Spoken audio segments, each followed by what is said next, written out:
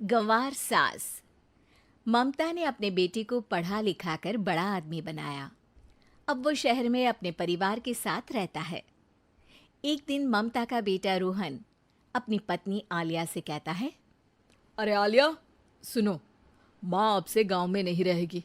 वो हमारे साथ यहीं रहेंगी शहर में। उनका कमरा आज नौकर से बोलकर अच्छे से साफ करवा देना।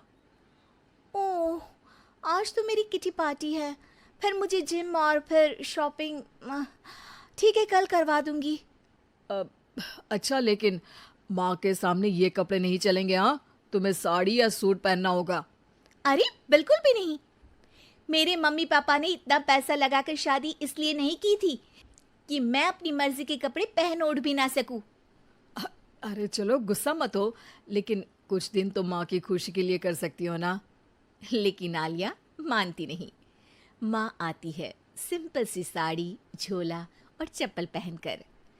अरे रोहन, मैं इनके साथ कैसे रहूंगी? मेरी फ्रेंड्स क्या कहेंगी? ये तो पूरी गंवार लग रही है। आलिया, माँ गांव में रहती थी इसलिए ऐसी हैं। तुम आज ही माँ के साथ जाकर उनकी पसंद की शॉपिंग करवा देना। इनके साथ घर के अंदर रहना मुश्किल है, बाहर तो मैं कभी भी ना जाऊं। रोहन को आलिया पर गुस्सा आ जाता है। माँ, ओ माँ। हाँ बेटा। वो माँ को ले जाने के लिए उनका हाथ पकड़ता है कि अरे माँ, तेरे हाथ अभी तक इतने कड़े हैं, तूने इसका कोई इलाज नहीं किया?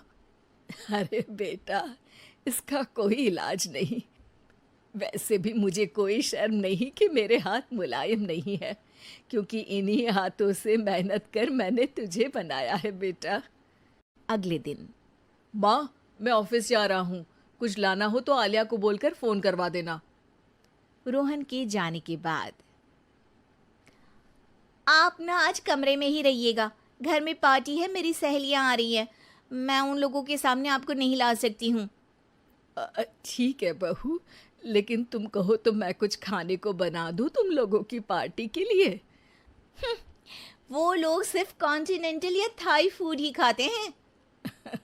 कोई बात नहीं, कभी इंडियन खिलाने वाला कोई मिला नहीं होगा ना।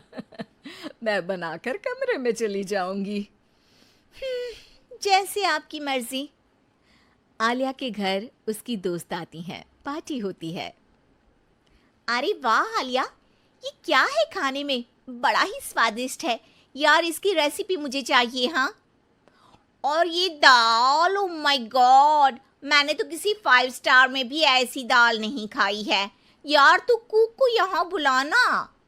अब आलिया घबरा जाती है। हाँ हाँ हाँ, क्यों नहीं। माँ जी जरा बाहर आइए। आलिया की सास सिंपल सी साड़ी और गांव के अंदाज में आती है। अरे बहू, क्या हुआ? खाना पसंद नहीं आया क्या? बहू? अरे ये गांव से दिखने वाली औरत तुम्हें बहू क्यों बोल रही है? कौन है ये? वो हमारी नई नौकरानी है। सास बहू की बात सुनकर बहुत दुखी हो जाती है।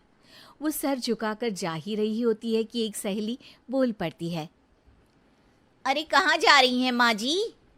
वो उठकर उनके पैर छूती है। जीती रहो बेटा।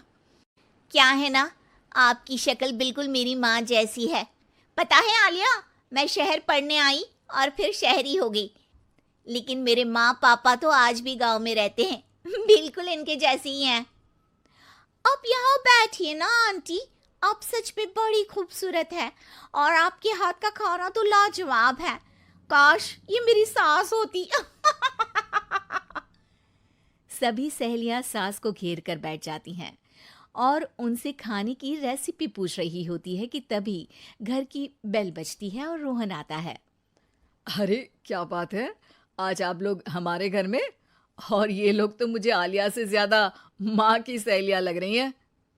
क्या ये आपकी माँ है? लेकिन आलिया ने तो कहा कि ये उनकी नौकरानी है और इन्होंने भी नहीं बताया। वो नहीं बताएंगी, क्योंकि उनके लिए बच्चों की इज्जत और उनकी खुशी सबसे पहले है। मुझे माफ कर दो, मुझे इन्हें तुम लोगों से मिलवाने में शर्म आ रही थी कि तुम लोग क्या कहती? अरे अब तो हमें शर्म आ रही है कि तुम हम लोगों की सहेली हो। हाँ, जो माँ जैसी सास को नौकरानी बोले वो हमारी सहेली नहीं हो सकती। ये बोलकर सभी वहां से जाने लगती है कि सास बोलती है, आलिया की तरफ से मैं तुम लोगों से माफी मांगती हूँ। उसने जो कहा उसके लिए मैं उसे माफ करती हूँ। अब तुम लोग भी उसे माफ कर दो, क्योंकि अगर तुम लोगों ने उससे दोस्ती तोड़ी तो फिर मेरे हाथ का खाना कैसे खाओगी? नहीं नहीं आंटी, जरूर आएंगे, लेकिन अब आलिया की नहीं बल्कि आपकी सहेली बनकर।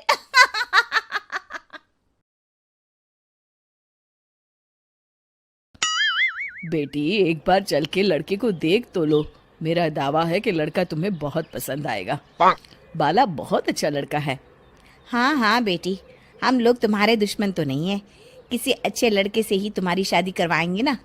आखिर तू हमारी इकलौती बेटी है। अच्छा ठीक है माँ, अब ज्यादा भावुकतापूर्ण शब्दों का इस्तेमाल ना करो। मैं चलने के लिए तैयार हूँ। चलो फिर, बिना देर के हम सब चलते हैं। सभी बाला के घर पहुंचते हैं। अरे क्या बात है बहन जी, अभी तक आपका बेटा नहीं आया? जी बस आता ही होगा। तभी वहां बाला आता है। लो जी, आ गया मेरा बेटा। ये लोग तुझे देखने आए हैं और ये इनकी बेटी नम्रता है। बाला के सर पर बिल्कुल बाल नहीं होते। ये देख नम्रता और उसके परिवार वालों की आंखें फटी की फटी रह जाती है। ये तो टकला है। हे भगवान, माँ पिताजी, आप दोनों एक टकले से मेरी शादी करवाने वाले थे। अरे ये तो पूरा उजड़ा चमन है। देखो बेटी, इस तरह किसी का मजाक उड़ाना गलत है। किसी के बारे में इस तरह की बातें नहीं करते। बालों का क्या है, वो तो आते जाते रहते हैं। लड़का टकला है तो क्या हुआ, इंजीनियर है, अच्छा खासा कमाता है। आप चुप रहिए जी। इसकी तरफदारी इसलिए कर रहे हैं क्योंकि आपके भी सर पर बाल नहीं है। मैंने तो आपसे शादी कर ली, मगर मैं अपनी बेटी की शादी एक टकले से बिल्कुल नहीं करवाऊंगी। अरे ये क्या, कब से आप लोगों ने टकला टकला लगा रखा है? और माफ करना, तुम भी कोई हूर की परी नहीं हो। तुम लोग मेरे घर में आकर मेरी ही बेइज्जती कर रहे हो। निकल जाओ यहाँ से। हाँ हाँ तो जा रहे हैं ना, हमें भी यहाँ रुकने का कोई शौक नहीं है। नम्रता और उसके परिवार वाले उठकर वहां से जाने लगते हैं। तभी नम्रता का छोटा भाई जाते जाते कहता है, टकला, तेरा बाप टकला। और इस तरह बाला का रिश्ता टूट जाता है। फिर एक दिन सड़क के किनारे एक आदमी घूम घूम कर कंधी बेच रहा होता है। कंधी ले लो, कंधी, एक से बढ़िया एक कंघी ले लो, नए जमाने की कंघी ले लो। अरे भाई ये ले लो। घूमते घूमते वो बाला के पास पहुंच जाता है। अरे भाई साहब, कंधी लोगे क्या? ये लो। तभी उसकी नजर बाला के सर के ऊपर पड़ती है। अरे माफ करना भाई साहब, आप इसे लेकर क्या करोगे? आपके सर पर तो बाल ही नहीं है, आपका तो स्टेडियम पूरा खाली है। चलता हूँ, कंधी ले लो, कंधी ले लो। कंधी वाले की बातें सुनकर बाला को बुरा लगता है। उस समय बाला को ऐसा महसूस होता है कि उसके लिए दुनिया में सबसे कीमती कोई चीज अगर है तो वो सिर्फ बाल है। बाला सड़क पर चलते हुए लोगों के बाल बड़े गौर से देखता है। चलते चलते बाला एक मंदिर के पास पहुंच जाता है। हे भगवान, तुमने ये मेरे साथ क्या किया? थोड़े से बाल अगर मुझे दे देते तो तुम्हारा क्या चला जाता? सारी दुनिया मेरा मजाक उड़ाती है। अरे भाई, आज पहला इंसान देख रहा हूँ जो मंदिर आकर भगवान से अपने लिए बाल मांग रहा है। बेटा, भगवान ने तुम्हें सब कुछ तो दिया है, अच्छी सेहत है, अच्छी नौकरी है, लगता है तुम्हारी तबीयत ठीक नहीं है। घर जाओ, सब ठीक हो जाएगा। बाला वहां से चला जाता है। घर पहुंचकर बाला खाना खाता है और अपने कमरे में सोने के लिए चला जाता है। फिर सुबह जब बाला सोकर उठता है तो आईने के सामने अपने आप को देखकर हैरान हो जाता है। बाला के सर पर एकदम घने बाल आ जाते हैं। बाला खुशी से झूम उठता है। अरे ये तो चमत्कार हो गया, मेरे सर पर बाल आ गए, लेकिन ये हुआ कैसे? दोस्तों, अगर आप इस कहानी का दूसरा भाग देखना चाहते हैं तो हमें कमेंट करके ज़रूर बताएं।